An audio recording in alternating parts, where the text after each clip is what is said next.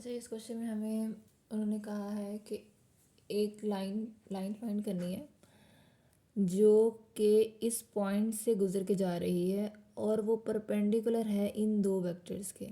ठीक है, let's suppose कोई ये मैं पॉइंट ले लेती हूँ। ठीक है, अब एक लाइन है, ये पास हो रही है यहाँ से। ठीक है, और वो परपेंडिकुलर है कि इन दो वेक्टर्स के, एक तो यू के वेक्टर के, इसको मैं यू का नाम दे देती हूँ, और वी के वेक्टर के। सही है, यू और वी के वेक्टर्स के वो एक दूसरे के उसके पे परपेंडिकुलर है। अब कोई भी लाइन अगर किसी वेक्टर्स के परपेंडिकुलर होती है तो उसके लिए हमें कंडीशन पता है यू क्रॉस वी की। ठीक है, दो वेक्टर्स का परपेंडिकुलर तो होते हैं जब इनका क्रॉस प्रोडक्ट लें हम जीरो के इक्वल आए, ये कंडीशन बेसिकली होती है।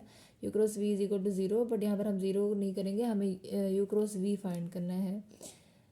यू क्रॉस वी लेंगे आप आई जे के करके, यू की वैल्यूज़ पहले लिखेंगे 1 2 3 और ये है वी की 3 4 5। इसका सोल्व कर लें तो ये हमारे पास इसका क्रॉस प्रोडक्ट निकल आया है। अब हमारे पास ये लाइन निकल आई है, वेक्टर निकल आया है। ठीक है, वेक्टर निकल आया और उसके बाद हमें पॉइंट भी गिवन है। तो आगे पास पैरामीट्रिक इक्वेशन हमने फाइंड करनी है ना, लाइन की पैरामीट्रिक इक्वेशन। तो पैरामीट्रिक इक्वेशन हमारे पास क्या होती हैं जनरल में, x is equal to x naught plus a t, y is equal to y naught plus b t. ठीक है, ए बी सी आपके पास ये है और x naught x y naught और जी नॉट आपके पास ये पॉइंट है। ठीक है, तो अब यहाँ पे पुट करेंगे X is equal to 2 minus 2t, Y is equal to 3 minus 4t और Z is equal to 0 minus 2t। तो आपके पास बनेगी ये आपके पास इसकी जो पार्ट है ना, ये क्वेश्चन यहाँ तक कंप्लीट हो गया। उसके बाद आपके पास क्वेश्चन उन्होंने दिया है एक्स एक्सिस का। अब आप देखें, हमें पता है एक्स एक्सिस पे ये जो प्लेन हमारे पास होता है एक्स वाई, एक्स एक्सिस पे हम कहते हैं वाई जो होता है वो ज़ीरो होता है, ऐसे ही होता है एक्स एक्सिस पे। और अगर हम प्ले स्पेस की बात कर रहे हैं तो इस पे जी भी हमारे पास ज़ीरो होगा। तो हमारे पास पॉइंट जो है एक्स एक्सिस का पॉइंट कहाँ से शुरू होता है, ओरिजिन से।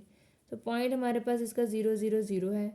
बट हम कहते हैं कि जी और वाई तो हमेशा ज़ीरो ही होते हैं एक्स की एक्सिस पे, यानी उसकी जब हमें इसकी लाइन फाइंड करनी है ना पैरामीट्रिक इक्वेशन एक्स एक्सिस पे, तो कैसे फाइंड करेंगे, सेम फार्मूला यही है। अब आप देखें पॉइंट्स आपके पास ये है 0 0 0। अब यहाँ पे ज़रा पॉइंट्स पुट करेंगे तो क्या आपके पास आएगा, ये ज़ीरो है, ये भी ज़ीरो है। ठीक है, और ये भी ज़ीरो है आपके पास। अब उसके बाद ये है कि हाँ, आपके पास पॉइंट आपने निकाल लिया। अब आपको एक वेक्टर चाहिए। ठीक है, ये एक्स एक्सिस पे आपके पास कौन सा वेक्टर होता है, हाई यूनिट वेक्टर होता है ना, और ये जो होता है जे यूनिट वेक्टर होता है। ये एक्सिस पे आपके पास के यूनिट वेक्टर होता है। तो आपके पास वेक्टर क्या बनेगा, लेट्स सपोज अगर मैं इसको यू का ही नाम दे देती हूँ, तो वेक्टर आपके पास बनेगा I unit vector plus 0 J plus 0 के। ठीक है, तो आप इसको सिंपली आई भी लिख सकते हैं। अब ज़रा पैरामीट्रिक इक्वेशन है जो ये वाली जनरल इक्वेशन है, इनमें ज़रा सब्स्टिट्यूट कर दें ये पॉइंट्स, ये एक्स नोट है, y naught, z naught, a b और सी। तो इसमें पुट करके आप देखें क्या निकलता है। X is equal to x naught 0 है प्लस ए टी, ए यहाँ पे आपके पास क्या है 1 और ये आपके पास टी आ जाता है, तो एक्स इज इक्वल टू निकला टी। अब y के लिए आप निकालेंगे, वाई नॉट आपके पास 0 है और ये यहाँ पर b भी आपके पास 0 है, तो y इज इक्वल टू 0। इसी तरह z के लिए अगर आप लेंगी -2t है ना, ओ सॉरी, इक्वेशन थी आपके पास z naught plus c t, तो z नॉट भी आपके पास 0 है और c भी आपके पास 0 है, तो ये बनेगा 0।